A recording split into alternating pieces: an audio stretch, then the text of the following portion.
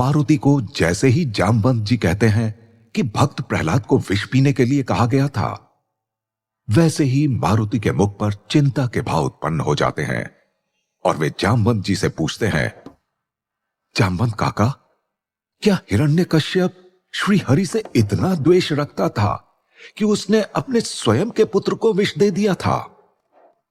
मारुति की चिंता को देखते हुए जामवंत जी ने उत्तर दिया, बिल्कुल मारुति।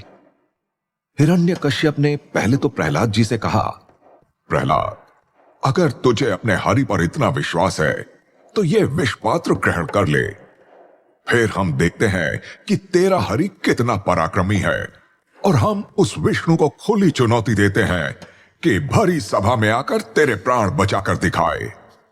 प्रहलाद जी मुस्कुराते हुए कहते हैं, जो आज्ञा पिताश्री। और उस विष पात्र से एक ही सांस में सारा विष पीकर भगवान विष्णु का स्मरण करते हुए वे कहते हैं,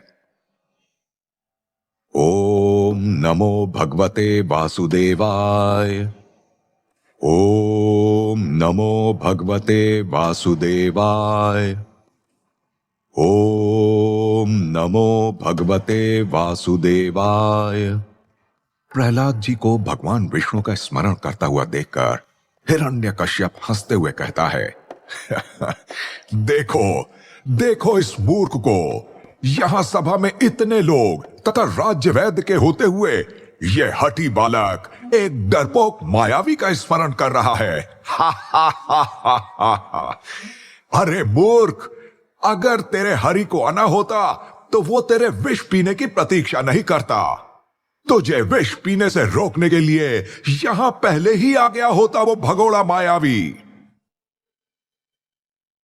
मारुति ये सुनकर कहते हैं, जामवंत काका, वो असुर भगवान विष्णु को इतना भला बुरा कह रहा था, परंतु भगवंत विष्णु ने अभी तक उसका वध क्यों नहीं किया?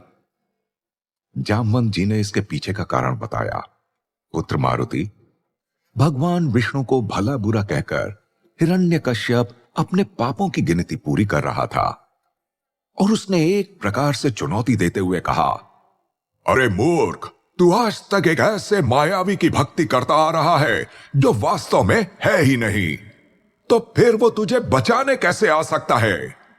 और तू जो रट लगाए हुए है कि तेरा हरि कण कण में है, तो बता, क्या तेरे इस विष पात्र में है हरि? क्या उस दीवार में है तेरा हरि? अथवा इस खंभे में छुपा बैठा है? कहां है तेरा हरि? ये कहकर हिरण्यकश्यप बड़े अहंकार से सभा में सीना फुलाकर हंसने लगता है।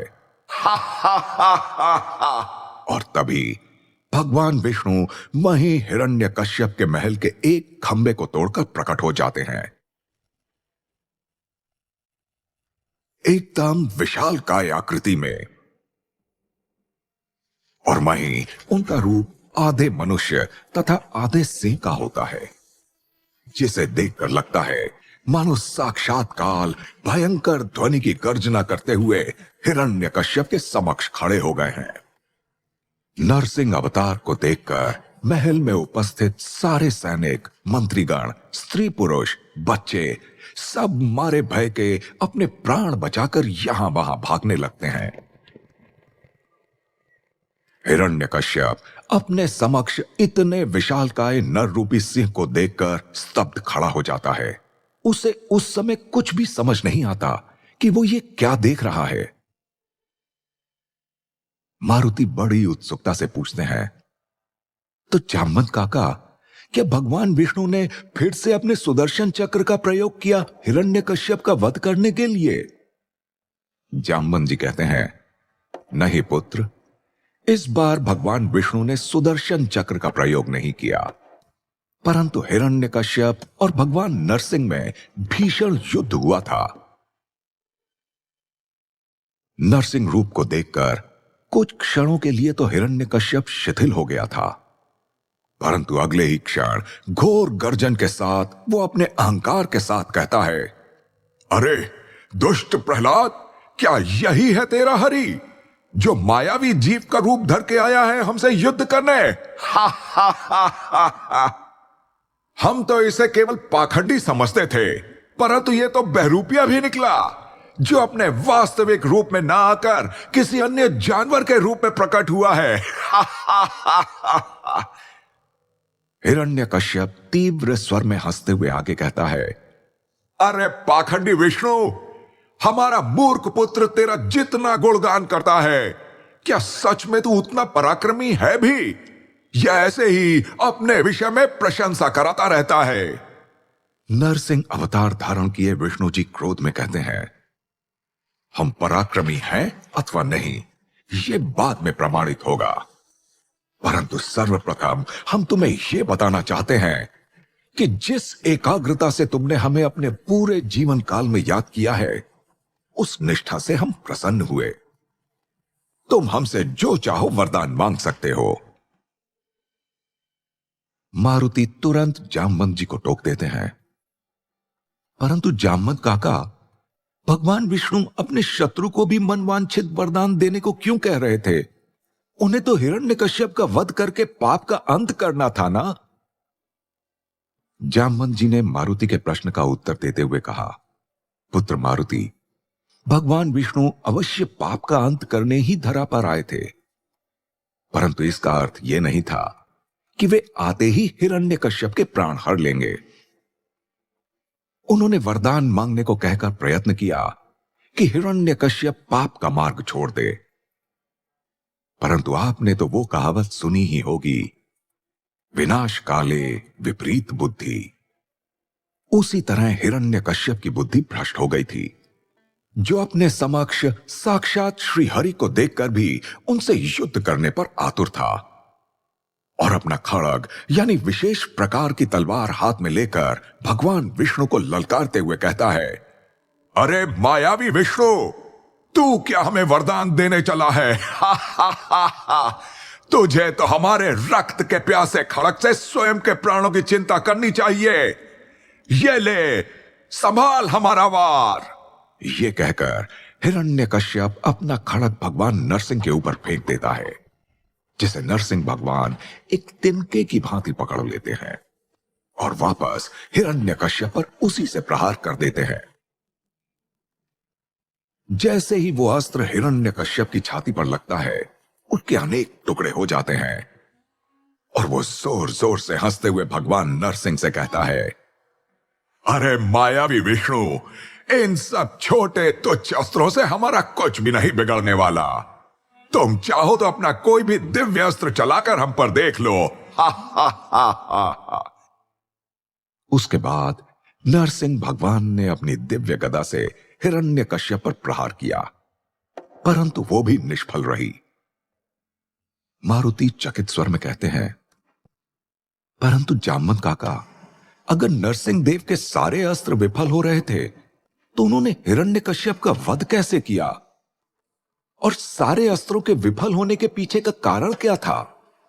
जामवंत जी मारुति को स्मरण करवाते हुए कहते हैं, पुत्र मारुति, हमने आपको पहले ही बताया था कि हिरण्यकश्यप को ब्रह्मदेव से एक दिव्य वरदान मिला था, परंतु लगता है आप भूल गए हैं। मारुति तुरंत चहकते हुए कहते हैं, हां हां जामवंत काका, अब हमें याद आ गई आपकी बताई बात। हिरण्यकश्यप के अपने कठिन तपस्या से ब्रह्मदेव को प्रसन्न करने के पश्चात उसे स्वयं ब्रह्मदेव ने वरदान दिया था। न वो घर के भीतर और ना ही बाहर, न धरती पर और ना ही आकाश में, न अस्त्र से, न शस्त्र से, न देव से और न दानव से, न पशु से, न मनुष्य, किसी से भी नहीं मर सकता। तो आखिर भगवान विष्णु ने इस वरदान के होते हुए कैसे हिरण्यकश्यप का वध किया? जामवंत जी मारुति से कहते हैं, पुत्र मारुति, भगवान विष्णु को हिरण्यकश्यप को मिले वरदान के विषय में पूर्व जानकारी तो थी ही। मारुति फिर चौंके और बोले, परंतु जामवंत काका, अगर उन्हें पहले से इस वरदान के विषय में ज्ञात था, तो उन्होंने हिरण्यकश्यप से युद्ध क्यों किया? जामवंत जी कहते हैं, मारुति, नरसिंह भगवान का हिरण्यकश्यप से युद्ध करने का कारण था कि उसके अहंकार को चरम सीमा तक बढ़ा दिया जाए और उसके बाद उसके घमंड में उसे पूर्ण रूप से धराशायी किया जा सके। आगे मारुति ने पुनः पूछा, परंतु जामवंत काका, हमें यह समझ नहीं आ रहा कि ब्रह्मदेव के वरदान के होने के बाद भी भगवान नरसिंह ने हिरण्यकश्यप का वध किया कैसे? जामवंत जी कहते हैं, मारुति, भगवान विष्णु उसी वरदान को ध्यान में रख के नरसिंह अवतार में आए थे। अर्थात न वे पूर्ण मनुष्य थे और न ही पशु। आगे उत्सुकतावश मारुति ने पूछा, परंतु जामवंत काका, ये तो ब्रह्मदेव से मिले वरदान के केवल एक हिस्से को समाप्त करने का उपाय था। बाकी की और बातें जो ब्रह्मदेव ने वरदान देने के समय स्वीकार की थीं, उनका काट कैसे किया नरसिंह भगवान ने? जामवंत जी कहते हैं, उसका उत्तर यह है कि नरसिंह भगवान सांझ के समय प्रकट हुए थे। अतः न दिन का समय था और न ही रात का, और भगवान विष्णु ने हिरण्यकश्यप को उसी के महल के द्वार के चौखट पर ही उसका उदर अपने पंजों से चीरकर उसका वध किया। अर्थात उन्होंने हिरण्यकश्यप को ना तो घर के भीतर मारा और ना ही घर के बाहर, ना धरती पर और ना ही आकाश में, और पंजों से पेट चीरने से न किसी अस्त्र का प्रयोग हुआ और न ही किसी शस्त्र का। मारुति प्रसन्नता से कहते हैं, हां जामवंत काका, भगवान विष्णु ने कितने सोच विचार से ब्रह्मदेव के वरदान का अपमान किए बिना ही पृथ्वी को पाप से मुक्त कर दिया। इतने में जामवंत जी की दृष्टि मारुति के हाथों पर पड़ती है, जिनमें मारुति कुछ छुपाने की चेष्टा कर रहे थे। यह देखकर जामवंत जी कहते हैं, मारुति, आप हमसे क्या छुपाने की चेष्टा कर रहे हैं? नहीं, कुछ भी तो नहीं जामवंत काका, हम भला आपसे क्या छुपा सकते हैं? इतना कहते हुए मारुति अपने हाथ में रखा लड्डू पूरा अपने मुंह में भर लेते हैं और चपर चपर मुंह चलाते हुए खाने लगते हैं। प्रभु जामवंत जी मारुति को ऐसा करता हुआ देखकर स्नेह से भर जाते हैं और मारुति को गोद में लेकर बड़े प्रेम से पूछते हैं, मारुति, आप हमें पहले यह बताइए कि जब हम आपको कथा सुना रहे थे तो आपका ध्यान कथा की ओर था अथवा लड्डू की ओर? मारुति का भोला चरित्र कहां सच और झूठ में पड़ता। सो मारुति बड़ी कोमलता से कहते हैं, जामवंत काका, कान तो हमारे आपकी कथा की ओर ही थे, परंतु कुछ समय पश्चात हमारे सामने हमें ये लड्डू दिखाई पड़े और ना चाहते हुए भी हम लड्डुओं की ओर आकर्षित हो गए और 2 लड्डू आपके कथा सुनाने के क्रम में खा गए तथा अभी एक और खाने के प्रयास में ही थे कि आपने हमें बीच में ही पकड़ लिया। परंतु जामवंत काका, हमें यह बताइए कि आप यहां बीच मैदान में लड्डुओं को पोटली में बांधकर क्यों लाए थे? जामवंत जी थोड़ा हिचकते हुए कहते हैं, वो तो हम ये लड्डू आपके लिए ही लेकर आए थे, परंतु आपको आज की कथा समाप्त होने के बाद देने वाले थे। तब मारुति एकदम मस्ती के स्वर में कहते हैं, अरे जामवंत काका, तब तो कोई चिंता की बात है ही नहीं। अंततः तो ये लड्डू हमारे ही पेट में जाने वाले थे, सो इन सभी लड्डुओं को हम अभी ही खा गए। क्या इन बेचारे लड्डुओं को प्रतीक्षा करवाते? जामवंत जी मारुति के नटखट स्वभाव को देखकर स्वयं को हंसने से रोक नहीं पाते और हंसते हुए पूछते हैं, मारुति, हमें एक बात बताइए कि अगर आप कथा के बीच में लड्डू पर ध्यान केंद्रित किए हुए थे तो क्या आपका ध्यान सुनने में तनिक भी नहीं था, पुत्र मारुति? जामवंत जी के इस प्रश्न में तनिक चिंता का भाव था। मारुति प्रभु जामवंत से तनिक गंभीर परंतु नटखट स्वर में कहते हैं, नहीं जामवंत काका, ऐसा बिल्कुल नहीं है। हम आपकी सुनाई गई हर पंक्ति को बड़े एकाग्र चित्त होकर सुन रहे थे और हमें आपकी कथा का हर एक शब्द स्मरण है। आप चाहे तो पूछकर देख लीजिए। वो तो बस लड्डू देखने के पश्चात हमारे हाथ हमारे वश में नहीं रहते और हम विवश हो जाते हैं लड्डू उठाकर हमारे मुख तक ले जाने के लिए। जामवंत जी मारुति की चंचलता भरी बात सुनकर आनंदित तो होते ही हैं, परंतु तुरंत उन्हें चिंता भी होती है, और उसी चिंता में विवश होकर वे स्वयं से मन में कहते हैं, हे ब्रह्मदेव, हम क्या करें इस नटखट बालक का। एक तो कथा सुनने के समय ये इतने प्रश्न पूछते हैं कि लगता है भगवान विष्णु के विषय में सब कुछ जान लेना चाहते हैं, तथा वहीं दूसरी ओर हमें पता चलता है कि कथा के मध्य में ये बैठकर लड्डू खा रहे थे। ब्रह्मदेव, आप ही हमें बताइए कि क्या मारुति हरि भक्ति की ओर आकर्षित हो रहे हैं अथवा हम व्यर्थ प्रयास कर रहे हैं, अन्यथा हमें कोई और मार्ग खोजना प्रारंभ कर देना चाहिए। इस पर ब्रह्मदेव दिव्य शक्ति से प्रभु जामवंत को बताते हैं, पुत्र जामवंत, आपको चिंता करने की कोई आवश्यकता नहीं है। मारुति के मन में हरि भक्ति का बीज पड़ चुका है और वो दिन प्रतिदिन बढ़ता ही चला जाएगा। अतः आप निश्चिंत होकर मारुति को हरि कथा सुनाते रहिए और मारुति की बाल लीलाओं का आनंद लेते रहिए। जामवंत जी पुनः ब्रह्मदेव से एक प्रश्न पूछते हैं, हे ब्रह्मदेव, आप हमें हमारे एक और प्रश्न का उत्तर दीजिए। ब्रह्मदेव ने कहा, पूछिए वत्स, आप किस चिंता में हैं? जामवंत जी ने आगे कहा, प्रभु, जब हमें मारुति मार्ग में मिले थे तो उन्होंने अचानक आपका नाम लिया और फिर चुप हो गए। तब से हमें संदेह हो रहा है कि मारुति हमसे कुछ छुपा रहे हैं।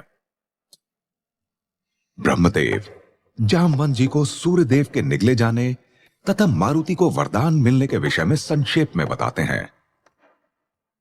वत्स जामवंत, आपको स्मरण होगा कि आज प्रातःकाल आकाश में अचानक अंधकार हो गया था। वास्तव में मारुति ने सूर्यदेव को फल समझकर मुंह में भर लिया था और उनको मुक्त करवाने के लिए इंद्रदेव ने उनके ऊपर वज्र प्रहार किया, जिसके पश्चात क्रोधवश पवन देव ने सृष्टि की संपूर्ण प्राणवायु खींच ली थी। तत्पश्चात पवन देव का क्रोध शांत करने और मारुति के प्राण बचाने के लिए हमने मारुति की मूर्छा समाप्त की और सभी देवताओं तथा हमने भी उन्हें कई वरदान देकर वहां से घर की ओर प्रस्थान करने को कहा। तभी वे आपसे मिल गए। इधर जामवंत जी को बहुत देर से ध्यान में डूबे देखकर मारुति तुरंत नया प्रश्न पूछ लेते हैं, जामवंत काका, क्या भगवान विष्णु इस युग में भी अवतार लेंगे? क्या भगवान विष्णु के अवतार के दर्शन हमें भी मिल पाएंगे? जामवंत जी मन में कहते हैं, हे ब्रह्मदेव, लगता है आपका कथन सत्य होता जा रहा है। मारुति धीरे धीरे प्रभु श्री हरि विष्णु की भक्ति की ओर अग्रसर होने लगे हैं। इनकी उत्सुकता देखकर तो यही जान पड़ता है कि मारुति अत्यंत शीघ्र ही हरि भक्ति के मार्ग पर चल पड़ेंगे। परंतु क्या वास्तविकता में नन्हे मारुति जामवंत जी की कथा के कारण स्वयं को हरि भक्ति की ओर अग्रसित कर पा रहे थे, या ये केवल वे हरि कथा को सुनने के मोह से कर रहे थे? ये तो आने वाला समय ही बताने वाला है। पुनः जामवंत जी नन्हे मारुति से कहते हैं, निश्चित ही इस युग में भी भगवान विष्णु अवतार लेने वाले हैं और उनके अवतार का समय, स्थान सब निश्चित भी हो चुका है। मारुति उत्सुकता भरी ध्वनि में कहते हैं, सच में काका, क्या सच में भगवान विष्णु के अगले अवतार के धरती पर आने का समय, स्थान सब कुछ सुनिश्चित है? जामवंत काका मुस्कुराकर हां में अपना सिर हिलाते हैं। यह देखकर मारुति अत्यंत उत्तेजित हो गए और उत्सुकता में कहने लगे, बताइए ना जामवंत काका, वे कब अवतार लेंगे? कहां अवतार लेंगे? शीघ्रता से बताइए, हमें बहुत तीव्र जिज्ञासा हो रही है, हमें जानना है काका। जामवंत जी कहते हैं, हाँ मारुति, ये तो हम आपको निश्चित ही बता सकते हैं कि भगवान विष्णु धरती पर अवतार लेंगे और संसार से कई असुरों का सर्वनाश करके धरती को पाप से मुक्त कर देंगे और पुनः पुण्य की स्थापना करेंगे। जामवंत जी की बात सुनकर मारुति उनकी ओर एकटक दिखने लगते हैं और उनके नेत्रों में संपूर्ण बातों को जान लेने की प्रबल उत्सुकता दिखाई दे रही होती है। जैसे ही जामवंत जी मारुति से कहते हैं कि भगवान विष्णु इस युग में भी अवतार लेने वाले हैं, बाल मारुति बड़ी चपलता और उत्सुकता के साथ उठ खड़े होते हैं और एक के बाद एक प्रश्न पूछने लगते हैं। कौन होंगे भगवान विष्णु के अवतार इस युग में जामवंत काका? कब होगा उनका आगमन पृथ्वी पर? और क्या कभी हम भी उनसे मिल सकेंगे? बताइए ना जामवंत काका, शीघ्र बताइए। आप हमारी व्याकुलता बढ़ा रहे हैं। जल्दी बताइए, क्या भगवान विष्णु का अवतार हो चुका है? और अगर हुआ है तो वे कहां हैं एवं किस रूप में हैं? बाल मारुति के प्रश्नों की वर्षा सुनकर प्रभु जामवंत पुनः मुस्कुराने लगते हैं। तो क्या मारुति को प्रभु राम के अवतार का पता अभी ही चल जाएगा? जामवंत जी मारुति की उत्सुकता का निवारण करने हेतु कहते हैं, मारुति, आप अपनी चंचलता पर तनिक नियंत्रण रखें। आपका मन आपके तन से अधिक चंचल है और तन की चंचलता अच्छी होती है, परंतु मन की चंचलता से भक्ति में बाधा पहुंचती है। मारुति पुनः सोच में पड़ जाते हैं और पूछते हैं, जामवंत काका, मन का चंचल होना क्या हानि पहुंचा सकता है भक्ति के मार्ग में? और हम अपने मन को कैसे स्थिर कर सकते हैं? और अगर मन स्थिर हो तो क्या लाभ होता है? प्रभु जामवंत मारुति के मासूम परंतु उत्सुकतापूर्ण प्रश्नों को सुनकर मन ही मन प्रसन्न हो रहे हैं कि आखिर मारुति भगवान विष्णु के प्रति रुचि लेने लगे हैं। परंतु प्रभु जामवंत यह सुनिश्चित करना चाहते हैं कि क्या मारुति सच में भक्ति के मार्ग पर हैं, या उनका चंचल स्वभाव फिर से उन्हें कहीं और भटका देगा। इसलिए प्रभु जामवंत मारुति से कहते हैं, पुत्र मारुति, मन की चंचलता ज्ञान की वृद्धि में बाधा बन सकती है। जैसे आपने विष्णु भगवान की कथा के बीच में हमें रोककर प्रश्न पूछ लिया और पूरी कथा सुनने से पहले ही व्याकुल हो गए। परंतु आपको आवश्यकता थी भगवान विष्णु के सभी अवतारों के विषय में जान लेने की, परंतु आप अपनी व्याकुलता पर नियंत्रण नहीं रख पाए और अपने ज्ञान के लक्ष्य को भूलकर किसी और दिशा में चल पड़े। मारुति हरि कथा सुनने में और जामवंत जी मारुति को हरि भक्ति की ओर ले जाने में इतने व्यस्त थे कि उन दोनों को ध्यान ही नहीं रहा कि कब सारे बच्चे वहां मैदान में वापस आकर बैठ गए हैं। दोनों का ध्यान तो तब टूटा जब सुरा मारुति को चिढ़ाते हुए कहने लगा, और मारुति, तुम तो हमें मूर्खाधिराज कह रहे थे और आज स्वयं मूर्खों जैसी बातें कर रहे हो। मारुति सुरा को देखकर चकित हो जाते हैं और उसके बाल खींचते हुए कहते हैं, अरे ओ सुरा, हम मूर्खों वाली बातें नहीं कर रहे। तुमने सुना नहीं क्या? हमारा बस मन चंचल है जिसे हम पूर्ण रूप से स्थिर करके कल पुनः वापस आएंगे। चलो अब घर चलते हैं सब लोग, फिर कल आकर हमें आगे की कथा पूरी सुननी है। मारुति की बात सुनकर सुरा कहता है, अरे मारुति, परंतु संध्या होने में अभी पर्याप्त समय बचा हुआ है। हम आज ही कथा पूरी कर सकते हैं। इस पर मारुति कहते हैं, अरे बंधु, संध्या होने में अभी समय पर्याप्त है, वो तो हमें भी दिख रहा है, परंतु शायद तुम्हें यह ज्ञात नहीं कि माता श्री महल के मंदिर में पूजा करने के पश्चात इसी रास्ते से ग्राम के शिव मंदिर में पूजा करने जाती हैं, और अगर उन्होंने हमें यहां बैठकर कथा सुनते हुए पकड़ लिया तो वे पुनः रुष्ट हो जाएंगी। अतः हम नहीं चाहते कि माता रुष्ट हो और हमें लड्डू मिलना बंद हो जाए। मारुति सभी मित्रों तथा जामवंत काका से कहते हैं, अच्छा जामवंत काका, अब हम प्रस्थान करते हैं और पुनः कल आपके पास उपस्थित हो जाएंगे अपने मन को स्थिर करके आगे की कथा सुनने के लिए। इतना कहकर मारुति अपनी सखा मंडली के साथ वहां से प्रस्थान कर जाते हैं। तो क्या मारुति सच में अपने चंचल मन के कारण अस्थिर हो गए हैं? आखिर क्या कारण था कि उनके मन में जो प्रश्न उठ रहे थे उसे छोड़कर वे बीच में ही उठ गए? मारुति के वहां से जाने के बाद जामवंत जी मन ही मन स्वयं से कहने लगते हैं, लगता है हमें और मेहनत करनी पड़ेगी मारुति को हरि भक्ति की ओर आकर्षित करने के लिए।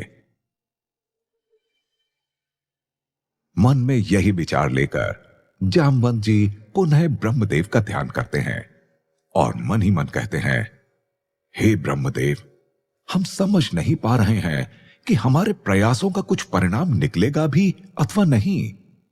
मारुति हरि भक्ति लीन होंगे भी या नहीं। जामवंत जी की बात का उत्तर ब्रह्मदेव ध्यान में ही दिव्य वाणी से देते हैं। वत्स जामवंत, आप निश्चिंत होकर अपने प्रयास में लगे रहिए।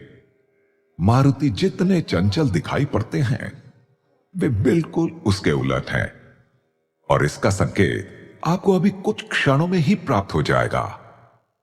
इतने में ही जामवंत जी को मारुति के पुकारने की ध्वनि सुनाई देती है, जो उनको ही पुकार रहे होते हैं। जामवंत काका, ओ जामवंत काका, देखिए हम आ गए।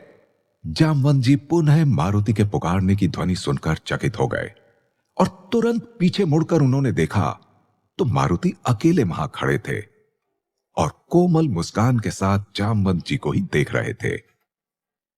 जामवंत जी ने मारुति को देखकर कहा, अरे पुत्र मारुति, आप पुनः चले आए। आप तो अपने मित्रों के साथ चले गए थे ना, परंतु आपके लौटने का कारण हम नहीं समझ पा रहे हैं। मारुति जामवंत जी से मुस्कुराते हुए तोतली आवाज में कहते हैं, अरे जामवंत काका, हम तो वैसे ही बहला फुसला कर सबको लेकर गए थे, क्योंकि सब लोग मिलकर हमारा ध्यान भटका रहे थे कथा सुनते समय। इसलिए हम अपना ध्यान केंद्रित और मन स्थिर नहीं कर पा रहे थे। अब आप हमें कथा सुना दीजिए। यहां कोई हमारा ध्यान भटकाने वाला नहीं है और अभी किसी के ना होने से हमारा मन भी स्थिर रहेगा।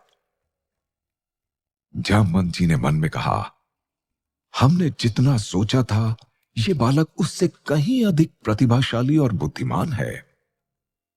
जामवंत जी ने पुनः ब्रह्मा जी को मन में स्मरण करते हुए कहा, हमें हमारे प्रश्न का उत्तर मिल गया प्रभु। हम तो व्यर्थ में ही ये सोच रहे थे कि हमें और अधिक मेहनत करनी पड़ेगी मारुति के चंचल मस्तिष्क को हरि भक्ति के मार्ग पर ले जाने के लिए, परंतु मारुति का मस्तिष्क तो इतना एकाग्र हो गया है कि अपने मित्रों को माता के भय का दिखावा करके उनको घर भेजकर वापस कथा सुनने यहां आ गए। मारुति प्रभु जामवंत को सोच में पड़े देखकर कहने लगते हैं, ओ जामवंत काका, कहां लीन हो गए हैं? आप हमें यहां भगवान विष्णु की कथा सुनाने आए थे और आप यहां स्वयं ही मूर्ति की तरह खड़े न जाने क्या क्या सोच रहे हैं। चलिए ना, हमें कथा सुनाइए तुरंत। इतना कह के मारुति पुनः आसन जमाकर वहां बैठ गए। जामवंत जी मारुति की बातों से बहुत चकित थे और उनको विश्वास नहीं हो रहा कि मारुति जैसा इतना छोटा बालक इतनी समझदारी और सूझबूझ भरी बातें कैसे कर सकता है। और यही सब सोचते हुए जामवंत जी भी मारुति के बैठने के पश्चात आसन ग्रहण करके वहां बैठ गए। फिर दोनों ने भगवान विष्णु को प्रणाम किया और अपने स्थान पर बैठकर जामवंत जी पुनः सोचने लगे, मैं जिन्हें भगवान विष्णु के अवतारों की कथा सुना रहा हूं, इनको पता ही नहीं है कि ये स्वयं भगवान शिव के अवतार हैं और भगवान विष्णु के कार्य संपूर्ण करने इस धरा पर आए हैं। मारुति फिर से प्रभु जामवंत जी को सोच में बैठे देखकर बड़ी चंचलता से कहते हैं, जामवंत काका, लगता है आपका भी मन चंचल हो गया है। आप भी अलग अलग बातें सोचने लगे हैं और हम कब से आपको अपने आराध्य श्री हरि विष्णु की कथा सुनाने को कह रहे हैं, परंतु लगता है आपका भी ध्यान अपने आराध्य से विचलित हो रहा है। जामवंत जी मारुति को समझाते हुए कहते हैं, नहीं पुत्र मारुति, एक बार आप अगर अपने आराध्य को पहचान लो तो अपने आराध्य से ध्यान विचलित होना इतना भी सरल नहीं होता। आराध्य को तो अपने मन में स्थान दिया जाता है और अपने मन से ध्यान विचलित करना किसी के वश में नहीं होता। जामवंत जी बड़ी ही चतुरता से मारुति के मस्तिष्क में आराध्य को पाने और अपने आराध्य की भक्ति का महत्व भरते जा रहे हैं और मारुति की जिज्ञासा भी निरंतर बढ़ती जा रही थी भगवान विष्णु की ओर। तभी मारुति जामवंत जी से पूछ बैठे, जामवंत काका, हमें भी अपने आराध्य को पा लेने का मार्ग बताइए ना। हम कैसे जान सकते हैं कि हमारे आराध्य कौन है और हमें किसकी आराधना करनी है? जामवंत जी मारुति से कहते हैं, वत्स मारुति, आप निश्चिंत रहें। बहुत शीघ्र ही आपको आपके आराध्य का ज्ञान हो जाएगा और आप अपने आराध्य को पहचान लेंगे। परंतु उसके लिए आपको अपने मन को एकाग्र करना होगा, तभी जाकर आपके हृदय में अपने आराध्य की छवि बन पाएगी। मारुति फिर अपने उत्सुकता भरे प्रश्न से जामवंत जी की बात काटते हैं, परंतु जामवंत काका, कौन से भगवान की पूजा करनी है हमें?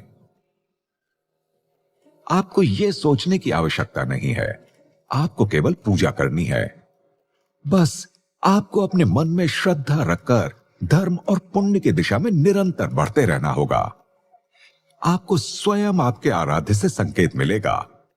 आपके मन में आपके आराध्य के प्रति अलग प्रकार का प्रेम उत्पन्न हो जाएगा और आप स्वयं अपने आराध्य के प्रेम में मग्न हो जाएंगे और आप अपने आराध्य का नाम भर सुनकर अनुराग में डूब जाएंगे। मारुति इस बार बड़ी ही शांत मुद्रा में बैठकर ये सारी बात सुन रहे थे और जैसे ही प्रभु जामवंत ने अपनी बात समाप्त की, वैसे ही मारुति बड़ी चपलता से खड़े होकर जामवंत जी को प्रणाम करते हैं और जोर से कहते हैं, धन्य हो आप जामवंत काका, आपको कोटि कोटि प्रणाम है हमारा। आपने हमें हमारे आराध्य को खोजने का मार्ग हमें बता दिया। अब बस हमें सभी देवताओं की बारी बारी से पूजा करनी होगी, जब तक कि हमारे आराध्य से हमें संकेत नहीं मिल जाता। धन्यवाद जामवंत काका, बहुत बहुत धन्यवाद आपका। हम अब महल वापस जा रहे हैं और कल से ही अपने आराध्य को खोजने के अनुष्ठान में जुट जाएंगे और शीघ्र अपने आराध्य को ढूंढ लेंगे। इतना कहके मारुति दौड़ते हुए महल की ओर बढ़ जाते हैं। वहीं जामवंत उनको पीछे से पुकारते रह जाते हैं, अरे अरे पुत्र मारुति, आप जो समझ रहे हैं वैसा कुछ भी नहीं है। आप आराध्य को पाने का जो तरीका मन में लेकर जा रहे हैं वो सही नहीं है। परंतु मारुति कहां सुनने वाले थे। वे सीधा दौड़ते हुए अपने महल जा पहुंचे और अपनी माता के कक्ष में जाकर उनके पास खड़े हो गए और उनसे कहने लगे, माताश्री, आपको ज्ञात है हम आज कहां गए थे? हम आज जामवंत काका से कथा सुनकर आ रहे हैं। माता अंजनी कहती हैं, परंतु मारुति, हमें जितना पता है आप तो अपने मित्रों के साथ खेलने गए थे ना, तो आपको जामवंत जी कहां मिल गए? कहीं आप खेलते हुए अपने किसी मित्र को परेशान तो नहीं कर रहे हैं? मारुति कहते हैं, नहीं नहीं माताश्री, हमने कोई उद्दंडता नहीं की है। वास्तव में हम तो खेलने ही गए थे अपने मित्रों के साथ, परंतु वहीं हमें जामवंत काका मिल गए तो हम बैठ गए उनसे कथा सुनने के लिए। माता अंजनी मारुति को दुलार करते हुए कहती हैं, हां मेरे प्यारे राजकुमार मारुति, आपको हमें इतना विस्तार से बताने की कोई आवश्यकता नहीं है। ये बात हम आपका उत्साह देखकर ही समझ गए थे, परंतु हमें यह बताइए कि आपके प्यारे जामवंत काका ने आपको क्या क्या बताया है आज भगवान विष्णु के विषय में। मारुति बड़ी उत्सुकता से माता अंजनी से कहना प्रारंभ करते हैं, माताश्री माताश्री माताश्री, जामवंत काका ने हमें आज इतनी मनोरम कथा सुनाई और भगवान विष्णु के सभी अवतारों के विषय में बताया कि हम तो ध्यान मग्न हो गए और हमें पता ही नहीं चला कि कब सुबह से संध्या हो गई।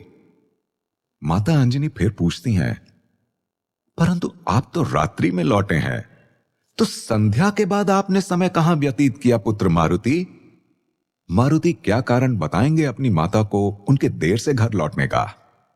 अपनी माता को कारण बताते हुए मारुति बड़े चंचल स्वर में किसी वयस्क व्यक्ति की भांति अभिनय करते हुए तोतली बोली में कहते हैं, माताश्री, ऐसा इसलिए हुआ क्योंकि हमारे सारे मित्र हमारा ध्यान भटका रहे थे कथा के मध्य में, इसलिए हमने जामवंत काका से मित्रों के सामने कहा कि काका, हमारे घर जाने का समय हो चला है, अतः हम कथा कल पूरी करेंगे। और सभी मित्रों को घर वापस भेजकर पुनः जामवंत काका से मिलने चले गए, ताकि हम शांति से स्थिर होकर पूरी कथा सुन सकें और कोई मित्र हमारा ध्यान भी ना भटका सके। माता अंजनी मारुति की इतनी चतुरतापूर्ण बात सुनकर चकित होती हुई कहने लगी, अरे पुत्र मारुति, आप तो बड़े चतुर निकले। मित्रों को समय पर घर वापस भेज दिया और अपनी कथा भी पूरी सुन ली जामवंत जी से। मारुति बड़ी तीव्रता और व्याकुलता से कहते हैं, माताश्री, जामवंत काका ने आज हमें बहुत अच्छी अच्छी ज्ञान की बातें बताई और हमारा मन एकदम भक्तिमय हो चुका है। माता अंजनी मारुति की ज्ञान भरी बातें सुनकर मन ही मन कहती हैं, बहुत बहुत धन्यवाद जामवंत जी आपका, जो हमारे इस नटखट से मारुति के मन में भक्ति का दीप आपने प्रज्वलित कर दिया। और मारुति से माता अंजनी कहती हैं, अच्छा पुत्र मारुति, आप हमें यह बताइए कि जामवंत जी ने आपको जो भी बातें बताई, उसमें आपको सबसे अच्छी और ज्ञानवर्धक बात क्या लगी?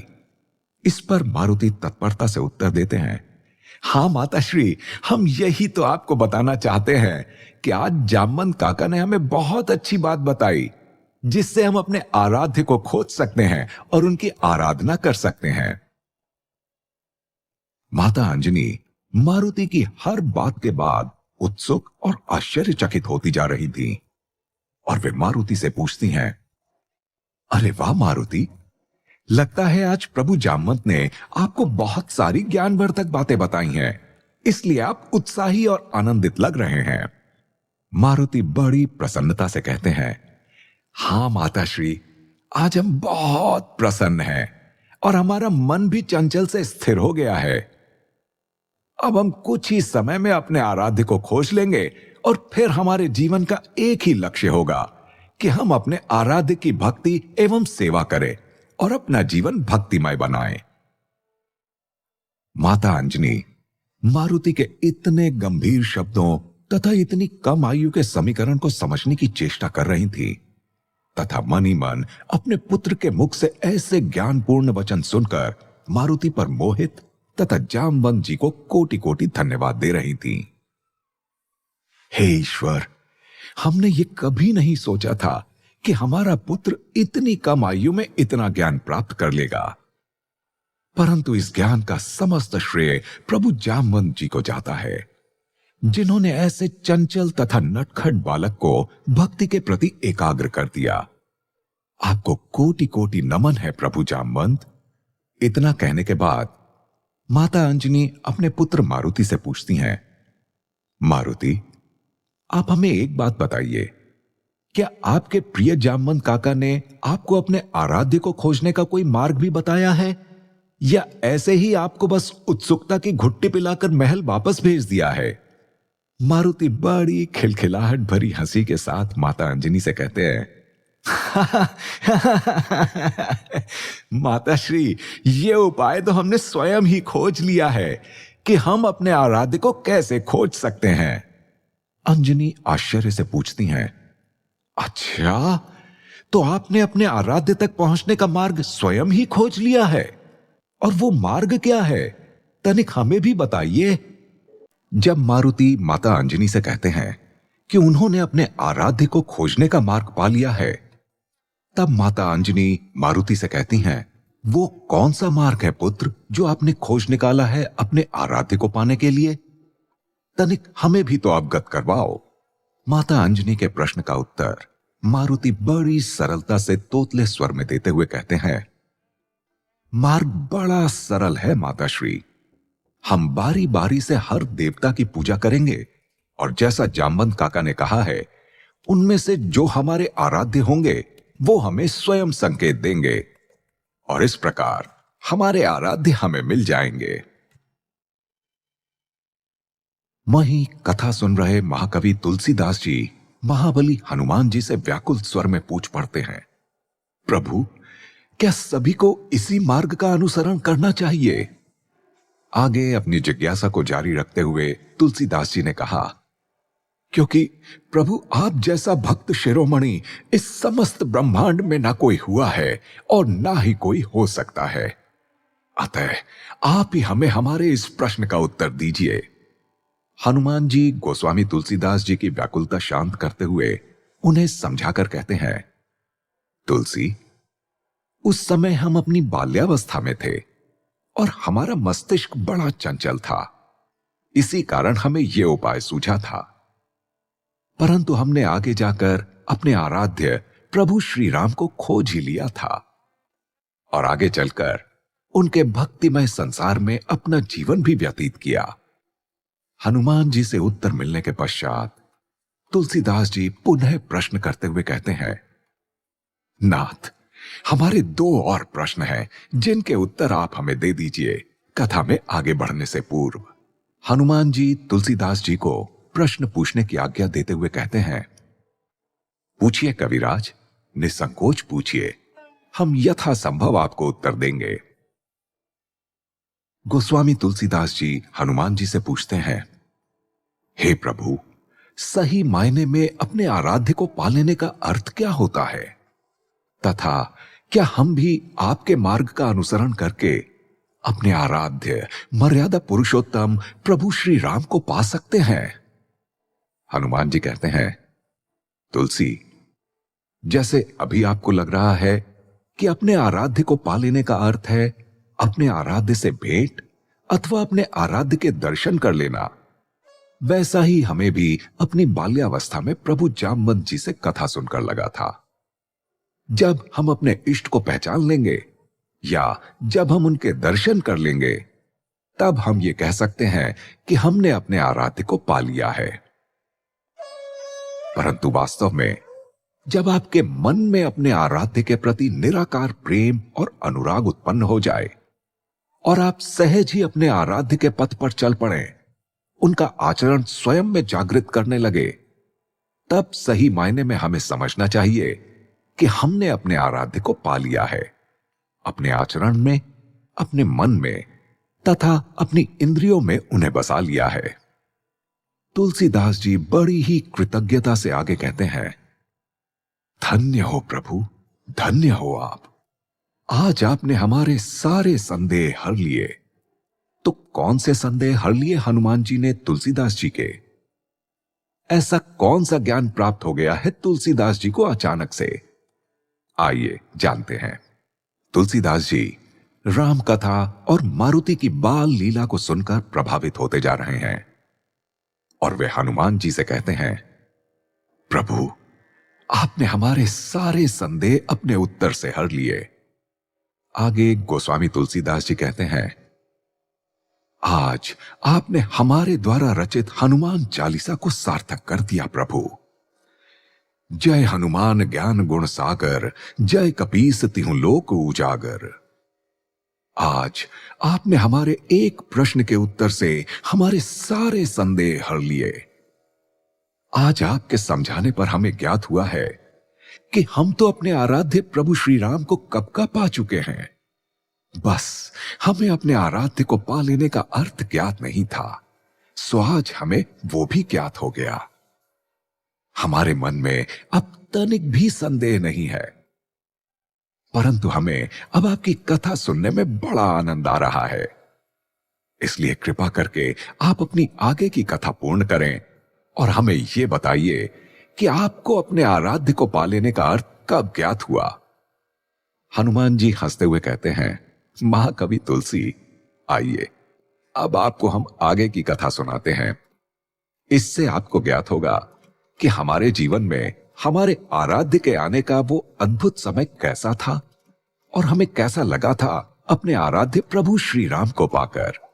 तुलसीदास जी पुनः हाथ जोड़कर आसन जमाए हनुमान जी के निकट जाकर बैठ जाते हैं और उनसे कहते हैं, जी प्रभुवर, आप कथा पुनः प्रारंभ करें। और एक दिव्य रोशनी के महाप्रस्फुटित होते ही कथा पुनः प्रारंभ हो जाती है। मारुति अपनी माता से यह कहकर अपने कक्ष में चले जाते हैं, माताश्री, हम जा रहे हैं अपने कक्ष में अपनी पूजा प्रारंभ करने। आप तनिक ध्यान रखिएगा कि कोई हमारी पूजा में विघ्न ना डाले, अन्यथा हमारी पूजा भंग हो जाएगी और हम अपने आराध्य को कभी नहीं खोज सकेंगे। इस पर माता अंजनी मारुति से कहती हैं, अरे पुत्र मारुति, तो क्या आप भोजन भी नहीं करेंगे? मारुति बड़ी चपलता से उत्तर देते हैं, माताश्री, अब जानबूझकर हमारा ध्यान भटकाने की कोशिश कर रही हैं। हमें सब ज्ञात है, परंतु हमने यह निश्चय कर लिया है कि हम अपने आराध्य को पाकर ही दम लेंगे अथवा भोजन ग्रहण नहीं करेंगे। अतः आप हमें विचलित करने का भ्रम त्याग दीजिए। हम आज कुछ नहीं सुनेंगे जब तक कि हमें अपने आराध्य को पाने का सही मार्ग नहीं मिल जाता। इतना कहकर मारुति उठकर चल देते हैं अपने कक्ष की ओर। परंतु माता अंजनी वहीं खड़ी स्वयं से बड़बड़ाती हैं, हे ईश्वर, हमारा पुत्र कहीं इतनी कम आयु में सन्यासी ना बन जाए। हमें समझ नहीं आ रहा कि हम जामवंत जी का धन्यवाद करें अथवा अपने पुत्र की चिंता करें। तभी महाराज केसरी वहां आते हैं और माता अंजनी को स्वयं से बातें करते हुए देखकर उनसे कहते हैं, अरे महारानी, आप किस बात से इतनी चिंतित हैं कि आप स्वयं से बातें किए जा रही हैं? हमें भी बताइए कि ऐसी कौन सी दुविधा है जो हमारी अर्धांगिनी के लिए चिंता बनकर उन्हें सता रही है। माता अंजनी महाराज केसरी से कहती हैं, अच्छा हुआ महाराज आप आ गए। हम कब से अपनी व्याकुलता किसी से कहना चाह रहे थे, परंतु हमें कोई मिला ही नहीं। महाराज केसरी माता अंजनी की बात पर कहते हैं, किस बात की उत्सुकता महारानी? क्या घटित हो गया है ऐसा जिसे बताने के लिए आप व्याकुल हुई जा रही हैं? माता अंजनी अत्यंत व्यग्र होकर कहती हैं, महाराज, आज वैसे तो मारुति अपने मित्रों के साथ प्रातःकाल खेलने निकले थे, परंतु रास्ते में उन्हें न जाने कहां से जामवंत जी मिल गए और मारुति अपना खेल कूद छोड़कर प्रभु जामवंत जी से भगवान विष्णु की कथा सुनने बैठ गए। और तो और वे वापस आकर सीधे अपने कक्ष में चले गए हैं तथा अपने इष्ट को खोजने का एक विचित्र सा मार्ग स्वयं ही तय कर लिया है आपके पुत्र मारुति ने। महाराज केसरी कहते हैं, अच्छा, हमारा पुत्र इतना अधिक ज्ञानी हो चुका है कि अपने इष्ट और आराध्य की खोज में स्वयं निकल पड़ा है। महारानी, हम आपसे पहले ही कह देते हैं, हमारा यह बालक अद्भुत है और अद्भुत कार्य करेगा भविष्य में। महारानी कहती हैं, परंतु अगर आपका यह अद्भुत पुत्र इतनी कम आयु में सन्यासी बन गया, तब तो हमारा इकलौता पुत्र हमसे दूर हो जाएगा। फिर हम क्या करेंगे इस अद्भुत ज्ञानी पुत्र का नाम जप कर, जब हम उसे अपनी गोद में लेकर स्नेह नहीं कर पाएंगे? तो क्या सच में मारुति इतनी कम आयु में सन्यासी बन जाएंगे? क्या मारुति अपने इष्ट की खोज में अपने महल तक को त्याग देंगे? वहीं ये सारी घटना घट तो पृथ्वी पर रही है, परंतु इस पूरे घटनाक्रम पर दृष्टि कैलाश में बैठे भगवान शिव और माता पार्वती ने जमा रखी है। और उसमें भी माता पार्वती को तनिक विशेष रुचि है, क्योंकि वे भगवान शिव जी के नए अवतार मारुति को उनकी बाल्यावस्था में देख रही हैं और आनंदित होती जा रही हैं। माता पार्वती ये सारी घटना देखते हुए शिव जी से कहने लगती हैं, ये आपकी कैसी लीला है महादेव? मारुति क्या स्वांग रचने वाले हैं? और ये कौन सा मार्ग चुना है मारुति ने अपने आराध्य तक पहुंचने का? इस मार्ग से अगर मारुति अपने आराध्य को खोजने का प्रयत्न करेंगे, तब तो भगवान विष्णु की सारी लीला धरी की धरी रह जाएगी। भगवान शिव जो ध्यान मग्न होकर माता पार्वती की सारी बात सुन रहे हैं, वे माता पार्वती से कहते हैं, देवी पार्वती, तनिक धीरज रखिए। मारुति का मार्ग भले ही अभी असंगत लग रहा हो, परंतु मारुति इसी मार्ग से अपने आराध्य को खोज लेने में सफल होंगे। या फिर यूं कहें कि यही मार्ग मारुति के लिए उनके आराध्य को पाने में सहायता करेगा। देवी पार्वती महादेव से कहती हैं, वो तो आप जाने और आपकी लीला जाने प्रभु। हम तो इतने समय से आपको नहीं समझ पाए कि आप जो कहते हैं उसका अर्थ क्या होता है और आप जो करते हैं उसका कारण क्या होता है। भोलेनाथ हल्की मुस्कान के साथ माता पार्वती की ओर देखकर कहते हैं, देवी पार्वती, आप भले ही हमें ना समझ पाई हो, परंतु इतना विश्वास रखिए, मारुति हमारे ही अवतार हैं, इसीलिए वे भी हमारी तरह ही मनमौजी हैं। कब क्या करते हैं किसी को पता नहीं होता। माता पार्वती कहती हैं, धन्य हो आपकी लीला प्रभु, परंतु हम ये भी देख रहे हैं कि आप मारुति की लीला देखकर प्रसन्न भी हैं, क्योंकि कुछ समय बाद वे आपके आराध्य श्री हरि विष्णु की शरण में जाने वाले हैं। और हम ये भी जानते हैं कि आपको पूर्ण विश्वास है कि मारुति अपने आराध्य को शीघ्र ही पहचान लेंगे। परंतु माता पार्वती अब भी चिंता में है, क्योंकि उन्हें पता नहीं है कि मारुति अपने कार्य में सफल होंगे भी या नहीं। और यही विचार करते हुए माता पार्वती पुनः शिव जी से पूछती हैं, तो महादेव, क्या भगवान विष्णु के अवतार लेने के पश्चात कोई ऐसी लीला भी होगी जिससे मारुति को ज्ञात हो जाएगा कि उनके आराध्य धरती पर अवतार ले चुके हैं? महादेव पुनः हंसते हुए कहते हैं, देवी पार्वती, वैसे तो हमें इस पूरी लीला का ज्ञान पहले से ही है, परंतु अगर हमने आपको पूरे घटनाक्रम की सारी जानकारी अभी प्रदान कर दी तो हमारी तथा श्रीहरि विष्णु की रचित ये लीला व्यर्थ रह जाएगी। परंतु हम आपको एक बात का आश्वासन देते हैं कि जब विष्णु भगवान अवतार लेंगे तब मारुति से पहले हम स्वयं पृथ्वी पर जाकर उनके दर्शन करेंगे। परंतु ऐसी कौन सी लीला रचेंगे महादेव कि वे भगवान विष्णु के अवतार लेने के बाद मारुति से पूर्व स्वयं अपने आराध्य विष्णु के दर्शन कर लेंगे? क्या भगवान शिव बता देंगे माता पार्वती को मारुति के अपने इष्ट, अपने आराध्य को खोज लेने का रहस्य? क्या मारुति खोज पाएंगे अपने आराध्य को अपने तय किए हुए मार्ग से? तो हुआ यूं कि जब भगवान शिव तथा माता पार्वती के बीच वार्तालाप हो रही होती है, वहीं पृथ्वीलोक पर महाराज केसरी मारुति के कक्ष में जा पहुंचते हैं और वे देखते हैं कि मारुति अपने बिस्तर पर आराम से लेटकर एक के बाद एक लड्डू खाते जा रहे हैं। अपने पुत्र द्वारा की जा रही ये बचकानी गतिविधि देखकर महाराज केसरी हंसने लगते हैं और माता अंजनी से कहते हैं, क्यों महारानी, तो आप इस लड्डू खाते हुए नटखट के सन्यासी हो जाने के भय से व्याकुल हो रही थीं।